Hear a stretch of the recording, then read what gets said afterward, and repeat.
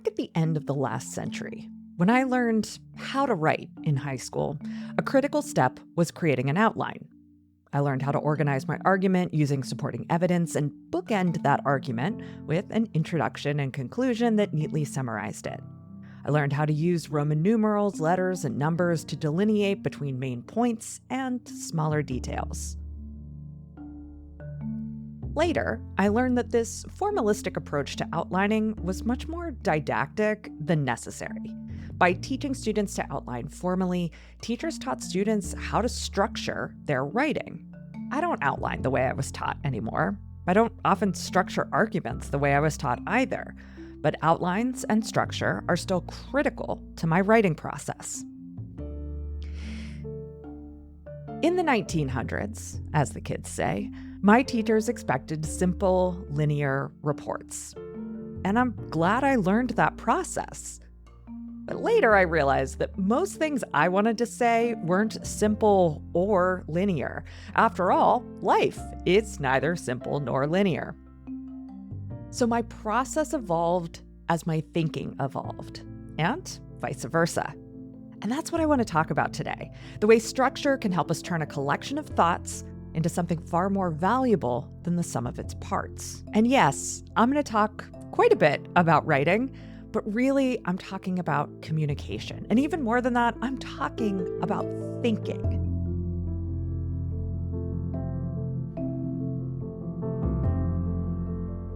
I'm Tara McMullen, and this is What Works, the show that rethinks work, business, and leadership for the 21st century economy.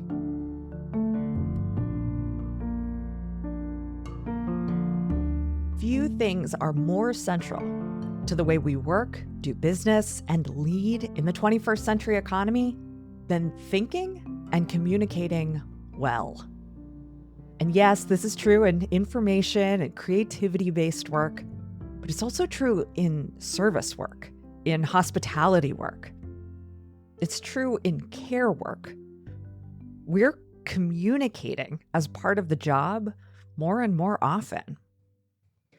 How we think and communicate amidst a deluge of information and change is critical to how we work today. Recently, a client wanted to talk through their challenges with digging into a big writing project. Big writing projects are daunting, especially when you're trying to squeeze a career's worth of insight into something readable and compelling. Where do you start? How do you decide what to include and what to exclude? What do you do with the fire hose of ideas threatening to drown out the point you really want to make? I asked my client, have we talked about when I make an outline? Well, we hadn't, or at least not as part of a conversation about process. You see, I generally don't outline before I start writing. I outline after I've written enough to know what I really want to say, which is sometimes thousands of words into a piece. Outlining isn't something I use as pre-writing. Unlike what I was taught in high school, outlining is part of my editing process. For me, an outline is an intervention that organizes the mess of my initial writing. Writing is how I think, and outlining is how I organize those thoughts. One of the reasons that big writing projects are so daunting, or big communication projects of any kind, is because we're trying to squeeze lots of messy thoughts into a sort of formal, linear container. If you don't start from that position, if you let the outline come later, it's less daunting. You're just putting pen to paper. You're just thinking your thoughts. At least that's how it works for me. Now, I don't think every writer or media maker should outline in the middle of a project, but I think more writers and media makers do outline in the middle of a project more than they would realize if asked directly. Like I said, writing is how I think, but lots of other people think verbally, through diagramming or in movement. That thinking, whatever form it takes, is what I happen to call writing. My writing looks like writing, but your writing might look really different. I still think That's the beginning of the writing process, and it doesn't require an outline. Recently, I told my husband, I have so many thoughts, but no time to think them. I meant that I know my brain is making connections and analyzing patterns, but I haven't had space in my schedule to just write shit down and discover what my brain is doing behind my back. And it's not until I do that I'll have the raw material I need to organize it into an outline, which I can turn into a coherent analysis or argument. Structure turns thoughts into ideas, whether we call it an outline or a story or a position or an argument, whether it's formal or informal, time-tested or novel, constructed or intuited. Structure is often a key component of clear communication. It helps our ideas spread and sustain.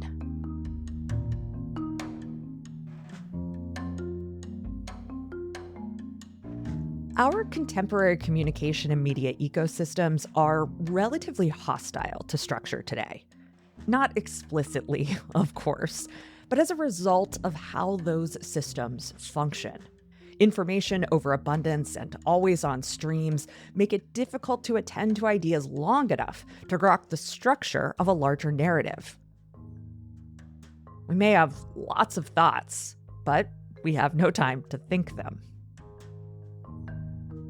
In The Crisis of Narration, philosopher Byung-Chul argues that because we're living amidst an excess of information, stories, and messages, we've lost our ability to narrate.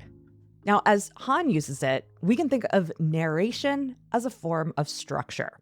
For Han, narration is how we construct meaning across time, how experience is passed and built on from community to community and from person to person.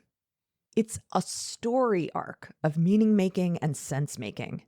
We narrate our lives when we turn disparate events into stories that shape who we know ourselves to be and how we fit into the past, present, and future. As Han sees it, thanks to the tsunami of information we drown in daily, we're rapidly losing the ability to narrate because we're just trying to keep up.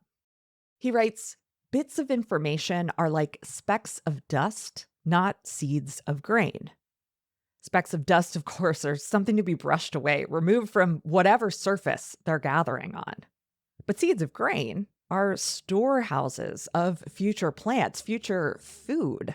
Most of the information, the headlines, the content, data, etc., we encounter daily is mere dust.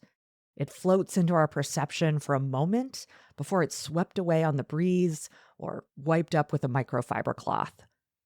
We may feel informed by this information, but we don't feel satisfied by it.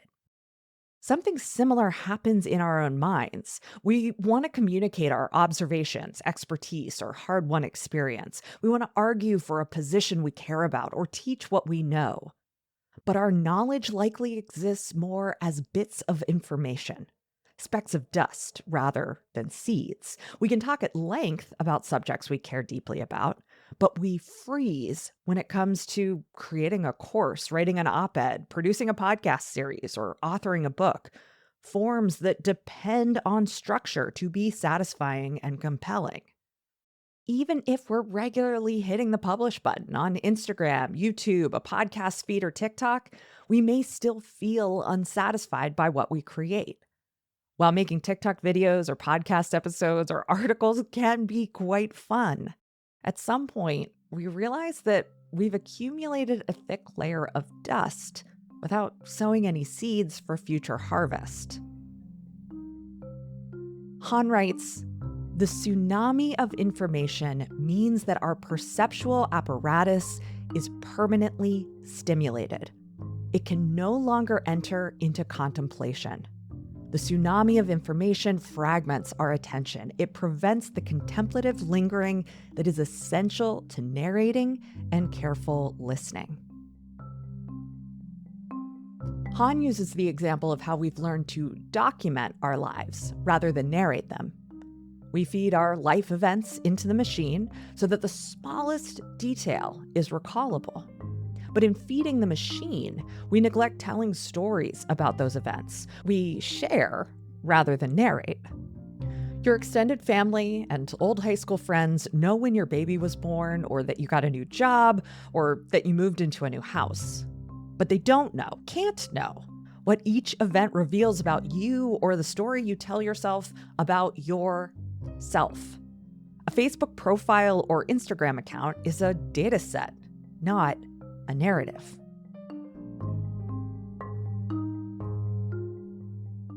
When I first started podcasting, I would fly from central Pennsylvania to the Creative Live studio in Seattle and sit in a small room for 2 days to record 8 to 10 interviews. This was 2015, and at that point, I'd been absorbing podcasts and talk radio for over a decade.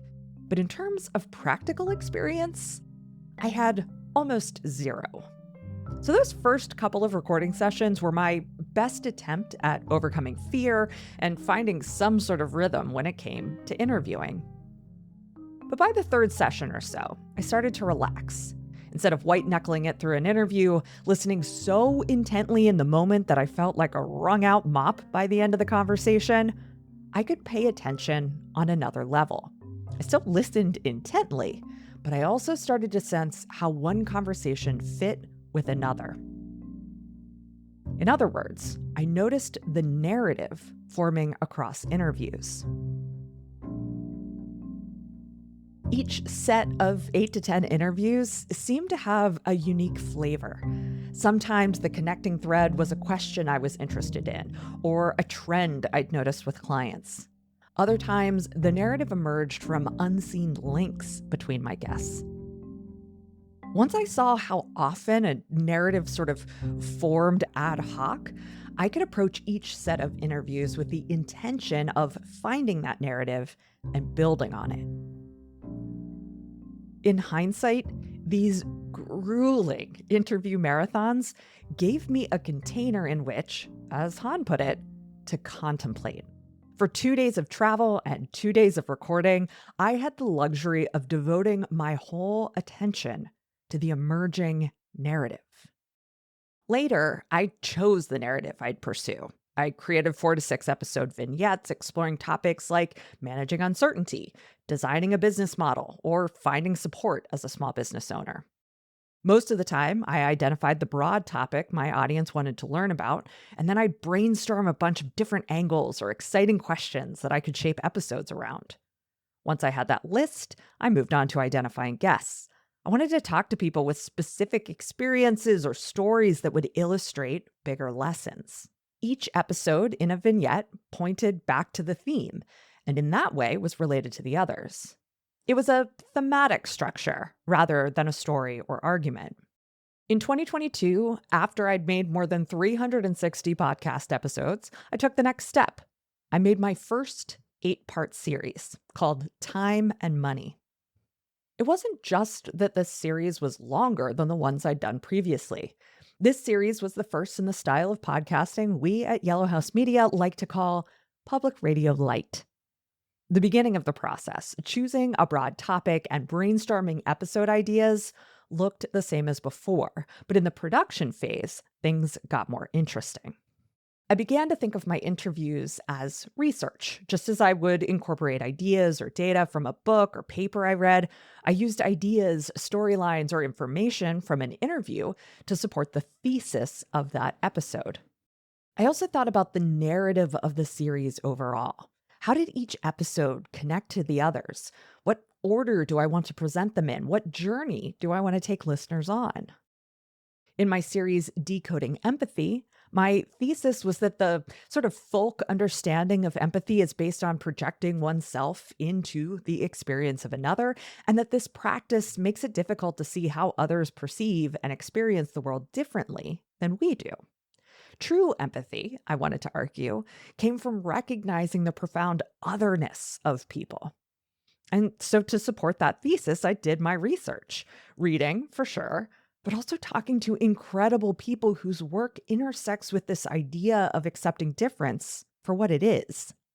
From a practical standpoint, this narrative building process led to 6 podcast episodes, 6 essays, and 6 visual essays, 18 total pieces of content, tens of thousands of words.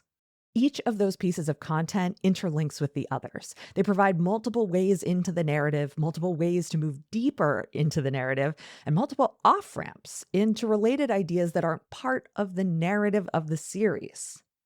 It is not perfect, nor is it comprehensive, but I think it makes sense. I'm satisfied with it. I created something I liked and shared it, along with the idea it contains, with a lot of people.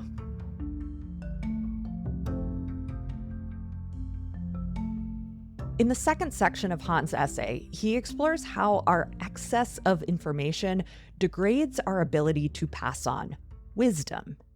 He writes, "Communicable experience passed on by word of mouth is becoming increasingly rare. Nothing is passed down, nothing is narrated. Wisdom is embedded in life as narrative. If life can no longer be narrated, wisdom deteriorates, and its place is taken by problem-solving techniques. We share information and updates, but we fail to pass on ideas and stories. We generate data, but we fail to make sense of it.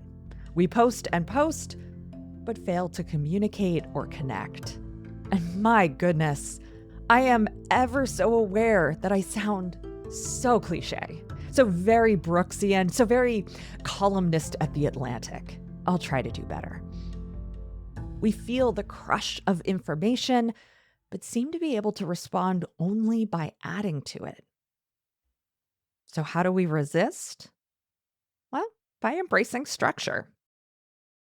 Lately, I've been taking an hour or so in the middle of the day to touch grass, feel sun on my skin, and spend time away from my computer. I take books and my notepad, put on some minimalist neoclassical music, and think my thoughts. I scribble in my notepad, pause, and scribble some more. I'm writing, but I'm not capital W writing. Away from an open text file or Google Doc, my thoughts don't have to fit into sentences, which fit into paragraphs, which form a knowledge product. I carve out little islands for questions and non sequiturs. I draw arrows and construct diagrams. I copy out quotes and jot down facts. It's a mess, but it's good work. The next step is narration, finding the structure that will turn those thoughts into something meaningful. Thoughtful structure can help reclaim the narrative we long for. Well-structured work helps us make sense of the world or our goals in a way that mere advice or information cannot. Structure helps us turn thoughts into thinking and thinking into communication. When you incorporate thoughtful structure into an online course, a consulting proposal, a podcast episode, a coaching package, or any other offer, you help others orient themselves, creating a container in which they can think their own thoughts. If all that sounds like a lot of work, you're right. It is. But it's also a lot of work to keep up with the pace of a platform-mediated workload, to operate outside of a narrative, to push yourself to post and share and write and produce faster and faster and more and more. Taking a step back to thoughtfully embed your work into the tradition of meaning-making and sense-making is ultimately much more satisfying than churning out information. There's a good chance it's less work than what you're already doing. And even if this isn't a very helpful metric, it's more efficient too. While I've used my own work scripting podcast episodes and writing essays as an example, using structure and plugging into narrative applies to so much more than creating content. It's an orientation to work that looks beyond the day-to-day slog, beyond the tsunami of information, and invites others to do the same. When I pause to think, others can pause to think too. Now, one final thought here. Applying structure is risky. Or at least it feels risky. And that's because structure reveals your project, your agenda. Structure is the organizational schema of theory. When you build a structure for your work, you're implying a theory of the thing you're narrating. You build an argument or you dismantle one. You connect the dots or you disconnect them. You offer an explanation or you refute another. Neither producing more information nor offering up a nugget of advice poses that risk. Feeding the algorithm doesn't pose that risk. These actions are so much safer. But they also make no impact. Information and advice might help you stay afloat, but they won't help you break through. So go ahead, take a risk. Tell us what it means. Help us make sense of what we see or feel. Offer us a structure that changes our perception. Whatever your work, it deserves a narrative. And so do you.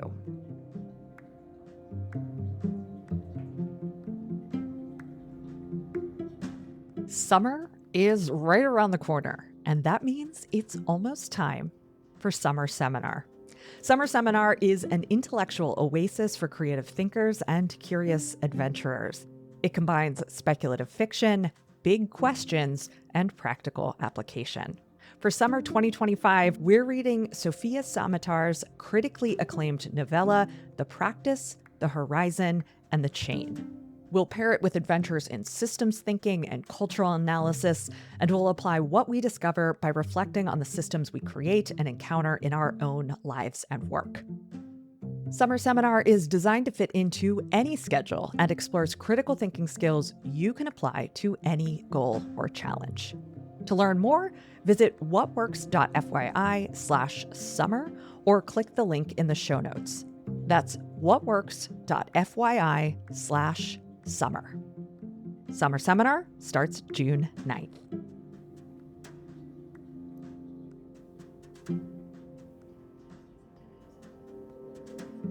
As always, you can find a text version of this episode at whatworks.fyi, where you can also subscribe to get the What Works newsletter delivered straight to your inbox, free of charge.